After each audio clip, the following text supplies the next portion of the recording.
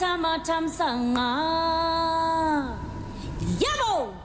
here we don't criticize, but if we must, it would only be on one condition: to build and not to destroy. That is why we keep saying we are in the service of God and country. This is the voice of the Patriot.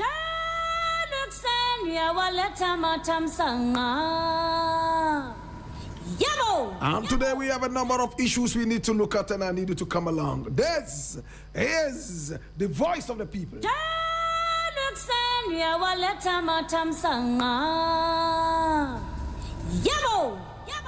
Now the very first story we are looking at today is most interesting. I need you to come along, my brother, my sister. I'm reading this from Ghana Web, and it says, very disappointing. Group accuses Ghana of engaging in PR to make South Africa look bad.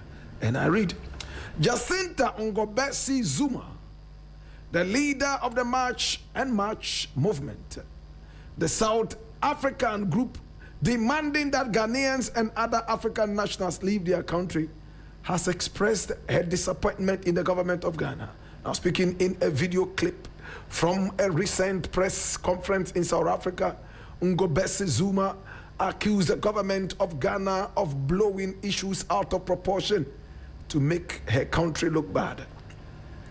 She claimed that the government has been accusing members of a group of beating up Ghanaians living in South Africa, which is absolutely false. She said that the video clip, which showed a number of March and March Victoria, a member of March and March Victoria Africa, confronting a Ghanaian who was living in South Africa illegally, did not show any violence as claimed by the government. I think the Ghanaian government really overreacted. I think it's disappointing, man. I think we have a lot of respect for Ghana as a country and for the people of Ghana, and we still do. But for them to react in the way that they did is largely dishonest, because for them to claim that there were people who were beating up when they know there were no people beating up, and for the minister of police to even echo that is absolutely ridiculous.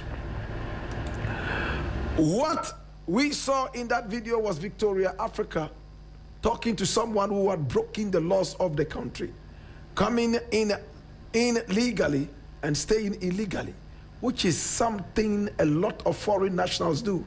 And instead of having them address that issue in a correct manner, to say, listen, we noted that there is a citizen of ours in the country who has broken the laws. These are our concerns, etc., etc. She added, they decided to do a whole PR exercise that would paint South Africa as xenophobic. Very disappointing.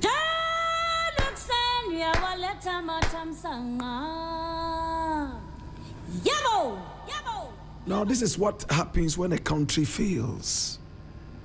I think South Africa is in a hurry to return to the days of apartheid. That's what I see.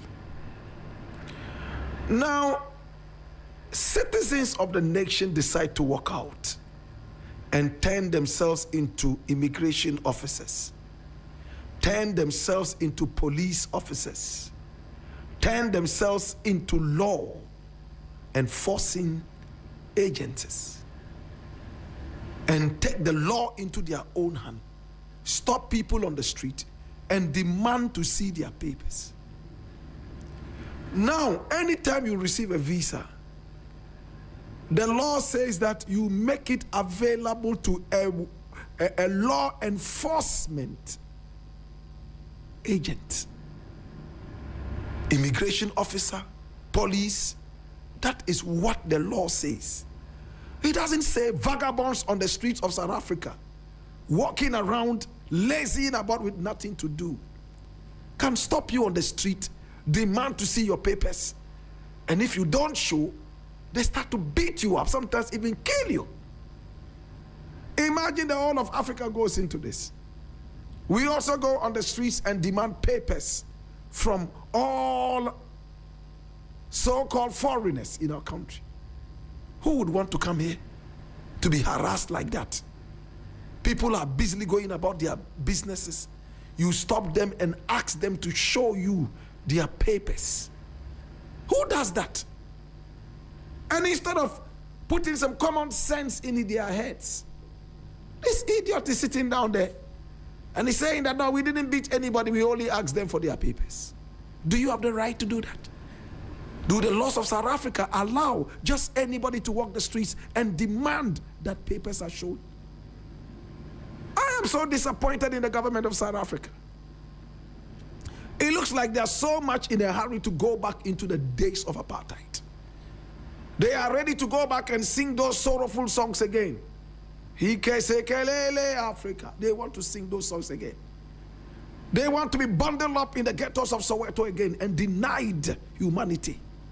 This is what Black South Africa is looking for. Why is it that white people are not on the street demanding papers from black people in South Africa? They are not, because they are civilized. But the black people from the ghettos who hate their own skin, they are those on the streets, my brother, my sister, fighting other Africans and chasing them out, sometimes even killing them in cold blood. What animals! I am so disappointed, my brother. You just meet up somebody on the street. You are not a law enforcement person, not immigration, not police, just a lazy person living in the ghetto. You too, you have found yourself a new job.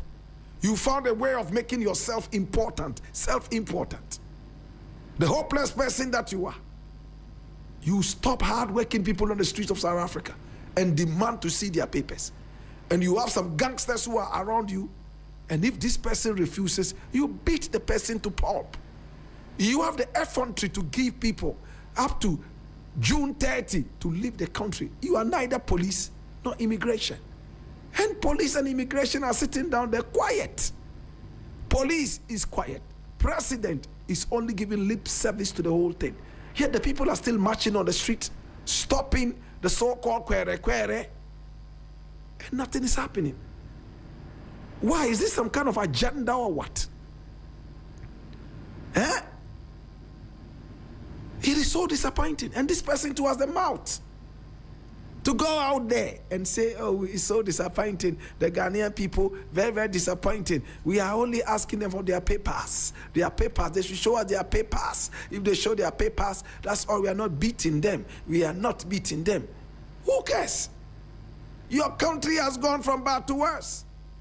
South Africa is being destroyed by the same black people who the land belongs to. I don't want to talk too much about this. This will make me more angry. I'll leave it here.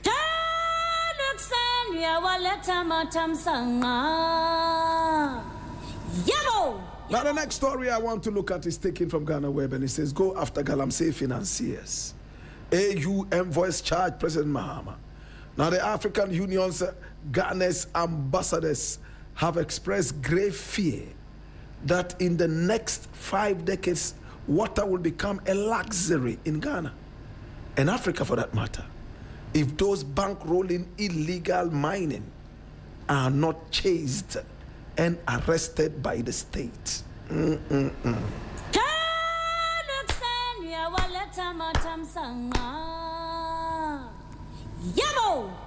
I think this message is clear enough. The AU basically is telling Ghana, you know what? Enough of going around to arrest 1 or 2 people on the Galamsey field. Identify their source and block the source. Stop treating symptoms. Deal with the real problem. That's what the AU is saying. If you arrest the bankrollers, Galamsey will stop. All those in the Galamsey pits, they are employees. They are not there on their own. If anything at all, they will only steal part of the booty, but they are employees. If you arrest their employers, they won't have employment anymore. All the heavy machinery, they are not able to afford. So they will become artisanal. miners. Look at how the land is destroyed. Look at the farmer standing there with his big fat belly. These are the bankrollers, politicians. They themselves do not even know where the mining is taking place, except on paper. The rest who are doing this are being bankrolled. Somebody is paying them to do this. The AU says, identify this and cut off the source. Do we get it? This is what the AU is saying. If prostitution is all over the place, and this is a very good example, ladies are standing on the streets engaging in prostitution. If you go around arresting the ladies, my brother, you won't achieve much, because more ladies would be on the street. What do? You arrest the men who patronize them. Castrate the men. When you castrate them, we will see what they would use in patronizing these prostitutes. This might be a very high-handed example, but we are only trying to say, deal with the source. Now, if there is flooding all over the place, we wait till the flood comes, then we go and try to empty the gutters. We are not being serious. We have to deal with the drains first and foremost. That is the source of the flood. Because the rains we can't stop from falling, but we can control where the rain falls. When the rain falls, we make sure that there are drains that can deal with those flood waters, okay? Let us stop treating symptoms and deal with the root cause of the problem. That is all that they're saying. And President Mahama, it's time to take the Galamsey fight to another level. For some time now, he's been quiet. But that doesn't mean Galamsey is not going on. A country that depends heavily on gold, you still need the gold. You do. How do you get the gold? From artisans, artisanal miners? Certainly that is not enough. A lot of Galamsey is going on. And we need to open our ears, our eyes, and all our senses in order to nip this in the bud. Or else, as the AU is saying, in just 5 decades, 50 years from now, only rich people can drink water. Rich people. The way only rich people can go to the restaurant and demand to eat some heavy food, good food. That's how it will be. We would all have to be rich before we can drink water. It's the voice of the Patriot.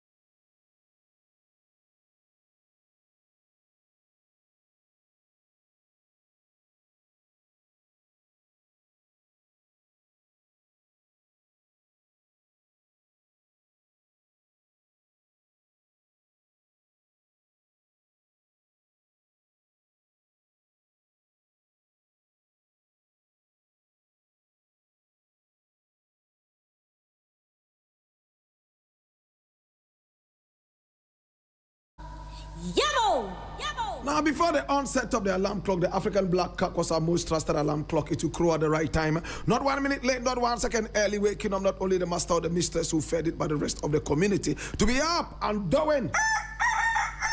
Oh, remember when we used to tell each other, early in the morning, tomorrow when you hear the crow of the African black cock, you must know it's me, myself, and I, saying thank you for everything you've done for me today and, of course, previously. Yet when the festivities came with so much in a hurry to dehumanize the African black cock, what did we do? We assassinated it and served its corpse on our plate, which we proudly called food. This is the African history class with a big fat thick tall, standing erect and very hairy every morning, like the cedar of Lebanon, surrounded by the beautiful blue blistering pinnacles of lapis lazuli, the African black cock. And this is the African proverb of the day. Now, anytime you hear an African proverb, do not be so much in a hurry to decode it without inviting the spirits of our ancestors to the reasoning table. After all, they propounded all these wonderful proverbs. And our African proverb today is very, very interesting.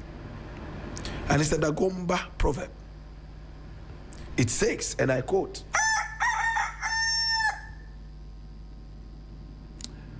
Digbama kugarla bama. In other words, don't hold me is better than leave me alone. Don't hold me is better than please let go me. Men so mi mu a ye chain jaime na miame. This is what is simply called prevention is better than cure. Okay? Prevention is better than cure. If I don't allow you near me, how do you squeeze my neck? See danger coming from afar. Avoid danger and don't allow the enemy so close to you. That is what he's saying. If you don't allow a man so close to you, if you don't allow a man around you, how does he rape you?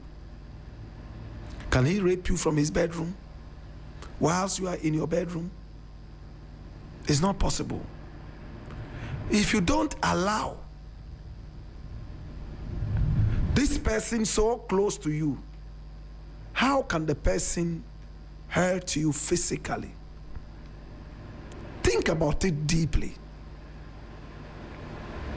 That is why when young girls are growing up, their mothers tell them, don't be with a man in a room alone. True? Did your mother ever tell you that? Did she ever tell you that? Did she ever tell you that? Don't be with a man alone in the room. Yes. Why? The man is not a wild animal. The man is not a terrorist. But it is to forestall something. Because the woman naturally is a flower. And the man is a bee. You know how flowers attract bees, right? So when you go into the room with a man, you are a flower and he'll be ready to suck your nectar. I'm speaking tongue in cheek. There are some men who are so irresponsible, they don't care. They can't control their animal spirits of lust. Therefore, once a woman just agrees to come into the room, maybe just to clean the room or to serve him something, Katiaura.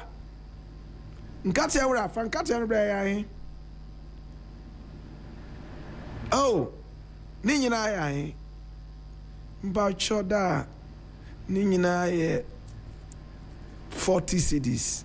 Ofako se me dem eba. Nkati ewura is only about 16. She takes it into the room. Irresponsible man jumps into the room and closes the door. Me turning in Hawaii.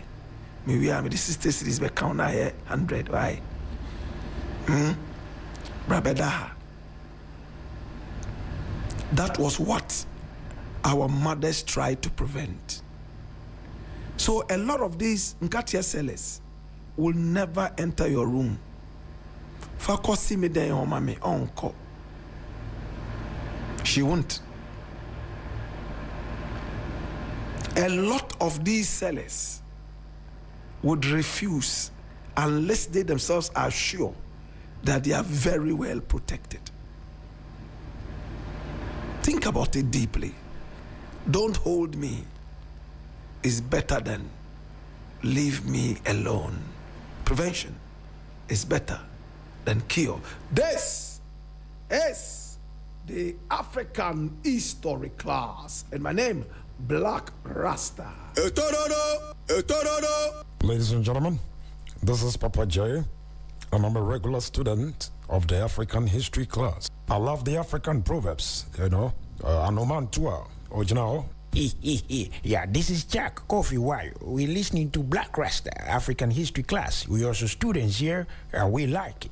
Yeah, more African stories, African history. You see? The African History class. In fact, Blakk Rasta has brought something new.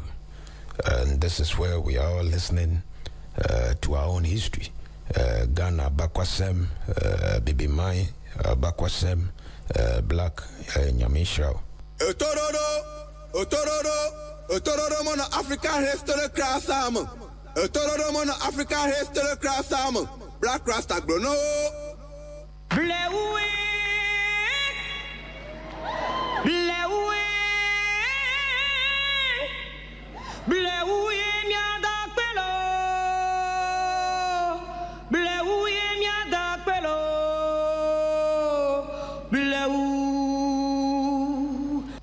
Agbolosu no alodo.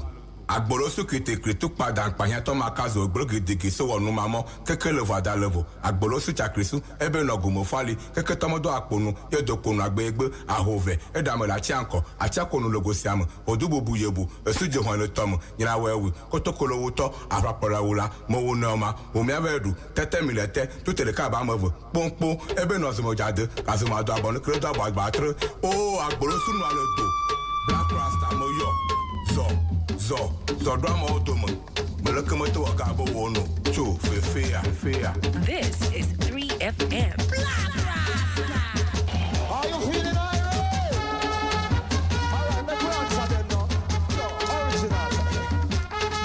This is the African History class, and my name Blakk Rasta. We're taking you through our journey of African history, and we've been dealing with some unique cultural practices of Africa. Today we're taking you all the way to Uganda and of course Kenya, and we have an interesting story to tell you. Are you ready?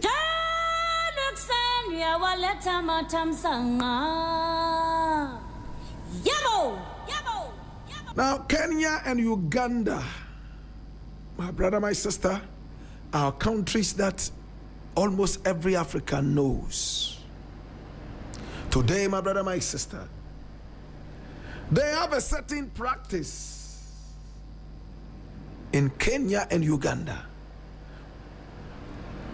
where they trial the corpse when a man or woman dies or is murdered.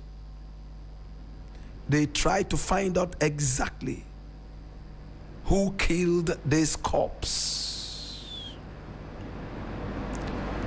How do they do it? Now, in some rural communities in Uganda and also in Kenya, if a person is murdered or dies under highly suspicious circumstances, elders may hold a trial with the deceased body present. Family members would ask the spirit of the corpse to reveal the culprit. looking for physical signs like a sudden shift in the body or usual insect movement as guilty verdicts. So this is what they do. They get suspects, and these suspects they bring for the trial. Now the suspects are lined up and they come one after the other, standing before the corpse. Now the corpse is lying in state, and then the medicine man would ask the spirit of the corpse to identify the culprit, if the culprit is amongst the group. They would ask for a sign.